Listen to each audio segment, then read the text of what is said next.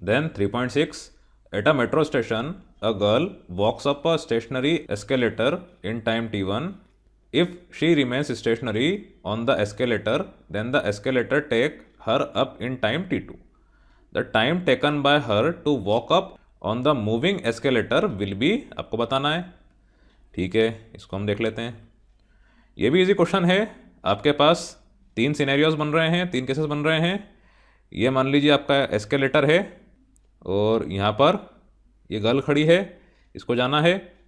तो जब ये स्टेबल एस्केलेटर से ऊपर गई तो ऐसा करने में इसको टाइम t1 लगा। ठीक, ये स्टेशनरी था, चल नहीं रहा था। ये पूरी लेंथ थी l, इस लेंथ l को कवर करने के लिए टाइम लगा t1। Very very simple. और अगर आप ऐसा ना बनाएं तो ये समझ लीजिए कि एक पॉइंट है ए, एक पॉइंट है बी। तो ए से बी तक जाने में डिस्टेंस कवर करना पड़ेगा l, और इस डिस्टेंस l को कवर करने के लिए टाइम लगेगा t1। ठीक, उसके बाद दूसरा केस क्या है? यही लड़की अगर एस्केलेटर पे स्टेशनरी रहती है तो चलता हुआ एस्केलेटर इसको t2 टाइम में पहुंचाएगा ऊपर। ठीक, तो दूसरे केस में क्या हो रहा है? एस्केलेटर आपका मूविंग है मगर डिस्टेंस तो l ही कवर करना है। इतना आप समझ गए हैं। एस्केलेटर मूव कर रहा है, इसका मतलब ये थोड़ी डिस्टेंस कम हो गया, ज़्यादा हो गया, डिस्टेंस वही रहेगा, पर टाइम इस बार कितना लगेगा? t2, t1 से थोड़ा अलग। वही बात हो गई कि ए से बी तक जाने के लिए आपको लेंथ डिस्टेंस l ही कवर करना है, पर इस बार टाइम लग रहा है t2। और lastly the time taken by her to walk up on the moving escalator. अब आखिरी केस में क्या हो रहा है? एस्केलेटर भी चल रहा है और लड़की भी चल रही है, दोनों के दोनों मूव कर रहे हैं। तो इस केस में क्या है? ये भी लिख देता हूं यहाँ पे, केस 1, ये केस 2, और यहाँ पर आपका केस 3, मूविंग एस्केलेटर, और यहाँ पर आप लड़की को रख दीजिए मूविंग गर्ल। तो भी डिस्टेंस तो इतना ही कवर करना है l, और इस बार टाइम कितना लग रहा है? Small t।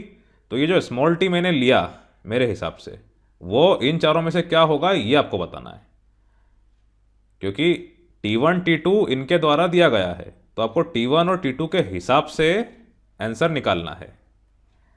ठीक, वही बात हो गई एक बार फिर, a और b, लेंथ आपकी l ही है और टाइम है आपका स्मॉल t, जो कि कितना आएगा ये हम देख लेते हैं। अब केस 1 के केस में यहाँ पर क्योंकि एक्सेलरेटर आपका स्टेशनरी है, गर्ल मूव कर रही है, तो उसकी वेलोसिटी हम क्या मान लेते हैं? vg। तो फॉर b vg, तो ये क्या हो जाएगा? vg is equals to distance आपका था l अपॉन टाइम था t1। ठीक, अब केस 2 के लिए फॉर मूविंग एक्सेलेटर वेलोसिटी क्या हो जाएगी? v e, वही l लेंथ कवर करनी है और टाइम है t2। अब केस 3 के लिए क्या हो रहा है यहाँ आपको समझना है। देखिए, आपको विद रिस्पेक्ट टू ग्राउंड ये चीज़ देखना है। तो इस फ्रेम ऑफ रेफरेंस में अगर आप चलते हुए एस्केलेटर पे लड़की को चलते हुए देखेंगे तो आपको क्या लगेगा कि वो तेज़ी से ऊपर जा रही है।